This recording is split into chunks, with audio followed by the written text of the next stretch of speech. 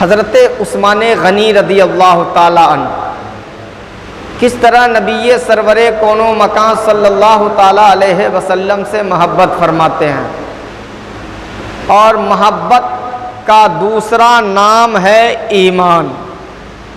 नबी से मोहब्बत का दूसरा नाम है ईमान।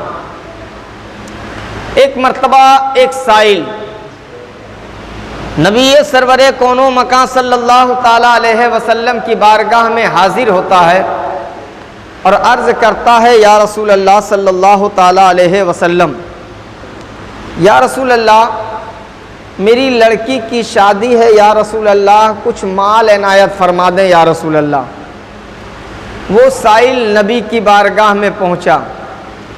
नबी सरवरे कौनो मकान सल्लल्लाहु ताला अलैहि वसल्लम उस साइल से फरमाते हैं कि जाओ उस्मान गनी के पास चले जाओ, उस्मान गनी के पास चले जाओ।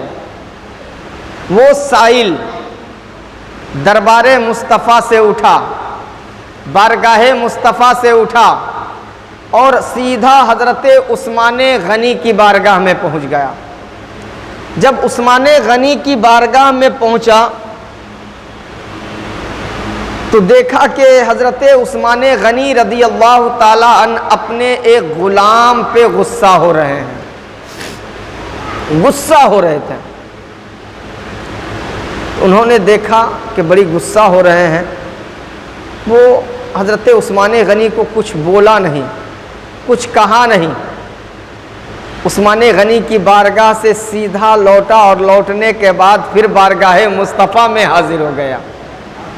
और बारगाह मुस्तफ़ा में हाजिर होने के बाद एक कोने में जाकर चुपचाप बैठ जाते हैं। नबी सरवरे कौनो मकान सल्लल्लाहु ताला अलैहि वसल्लम वाज़ो नसीहत से जब फारिग होते हैं, निगाहें नबूवत उठती है, देखते हैं कि वो साइल कोना में बैठा हुआ है। नबी ने उस साइल को बुलाया। वो साइल आया नबी की बारगाह में। कहा, तुम गया नहीं? कहा, या रसूल अल्लाह गया था, लेकिन उस्मान गनी एक गुलाम पे गुस्सा हो रहा था, मैंने कुछ नहीं कहा। नबी फरमाते हैं कि फिर उस्मान गनी के पास चले जाओ, फिर उस्मान गनी के पास चले जाओ। साइल फिर नबी की बारगाह से उठा और उठने के बाद फिर वो हज़रत उस्मान गनी की बारगाह में पहुंचा। जब दूसरी मर्तबा हज़रत उस्मान गनी की बारगाह में पहुंचा तो देखा कि हज़रत उस्मान गनी पहले वाले गुलाम से ज़्यादा दूसरे गुलाम पे इस मर्तबा गुस्सा हो रहा है। पहले वाले गुलाम से ज़्यादा गुस्सा इस पे गुस्सा हो रहा है। अब ये साइल परेशान, हज़रत उस्मान गनी को गुस्से के हालत में देखा, कुछ नहीं कहा। फिर वो साइल वहाँ से लौटा। लौटने के बाद घर नहीं गया, सीधा फिर नबी की बारगाह में पहुंच गया और जाने के बाद फिर एक कोने में बैठ गया।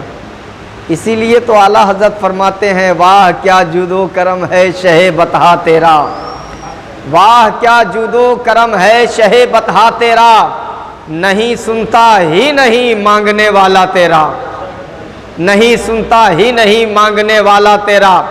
साइल जान रहा था नबी भेज रहे हैं, मैं आ रहा हूँ और कहीं कुछ मिले ना मिले, लेकिन ये ऐसी बारगाह है, ऐसा दर है जहाँ से आज तक कोई साइल खाली लौटा ही नहीं है।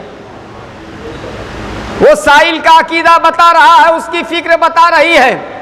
वो साइल फिर नबी की बारगाह में आ गए।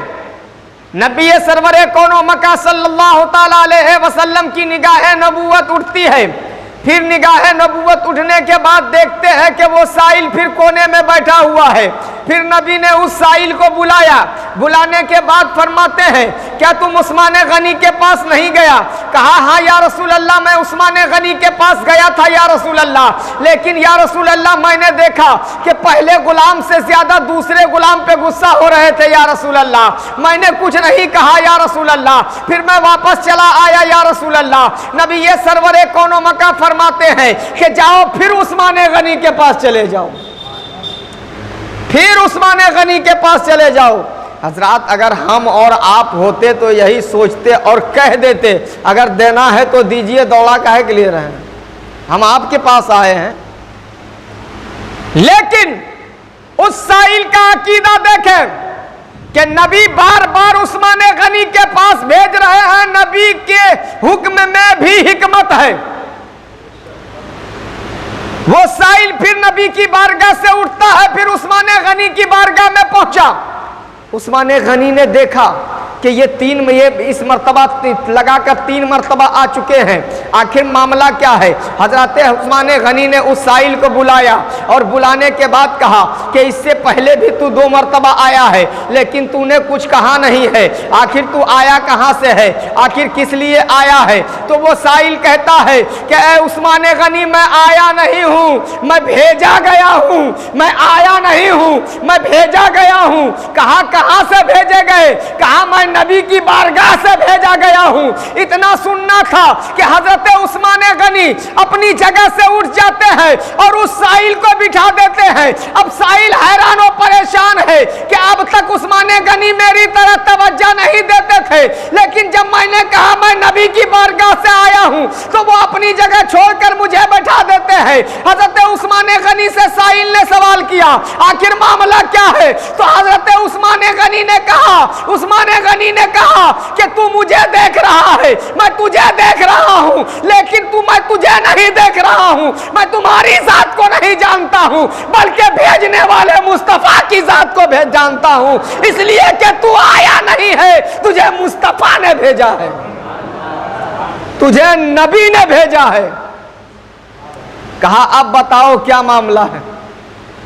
कहा मैं नबी की बारगाह में गया था, मेरी बच्ची की शादी है, मुझे मालो दौलत की ज़रूरत है। इतना सुनना था कि हज़रत उस्मान गनी खड़े होते हैं। उस्मान गनी कहते हैं उठिए। हज़रत उस्मान गनी वो आगे आगे चल रहे हैं, वो साइल पीछे पीछे चल रहा है। उस्मान गनी आगे आगे चल रहे हैं, वो साइल पीछे पीछे चल रहा है। जैसे हज़रत उस्मान गनी उस साइल को लेकर के एक कमरे में लेकर जाते हैं जहाँ पे मालो दौलत रखा हुआ था, जहाँ पे जेवर ज़ेवरात रखे हुए थे, जहाँ सोने और चांदी रखे हुए थे।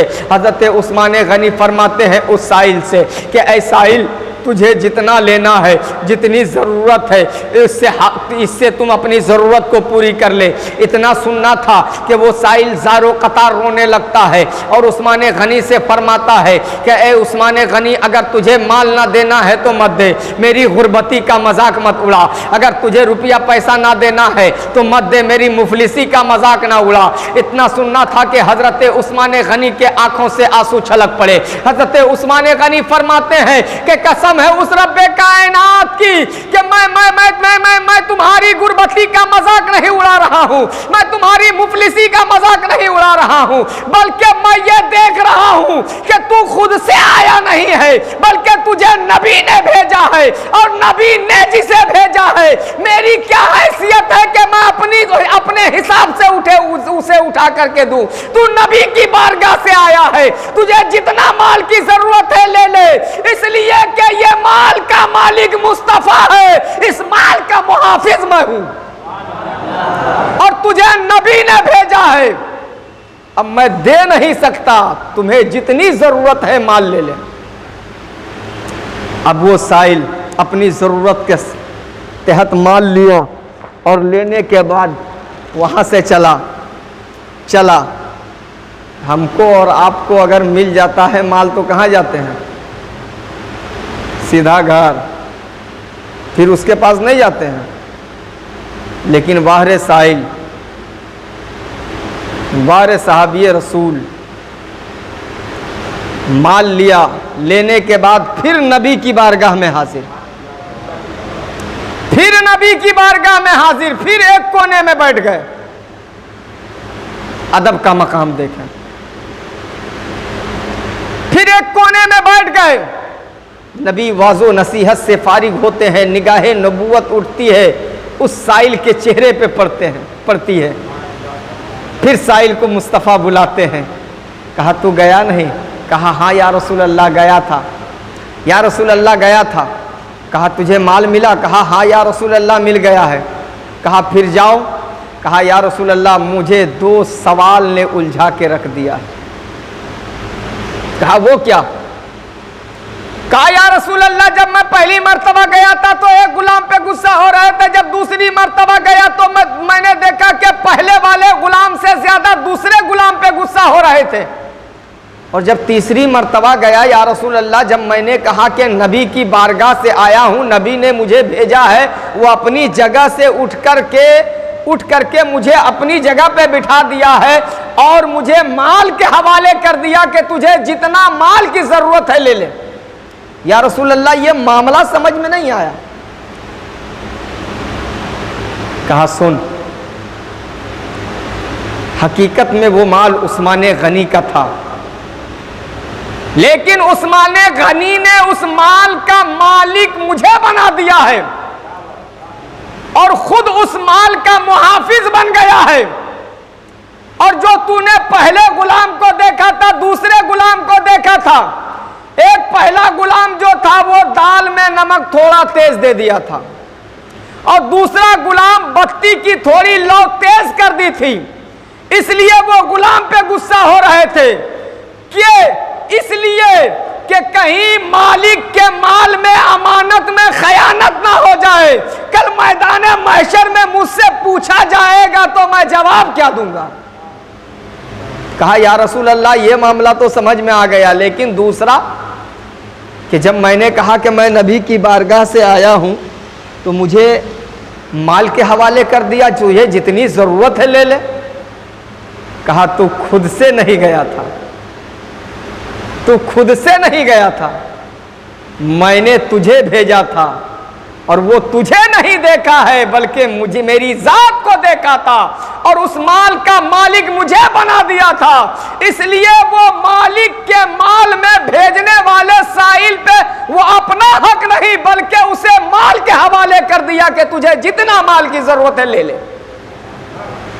ये है मोहब्बत, ये है इश्क, और इसी मोहब्बत का दूसरा नाम है ईमान। यानी सारी कायनात से ज्यादा, सारी कायनात से ज्यादा, पूरी दुनिया की सारी चीजों से ज्यादा जब तक नबी से मोहब्बत नहीं होगी उस वक्त तक आप मोमिने कामिल नहीं हो सकते।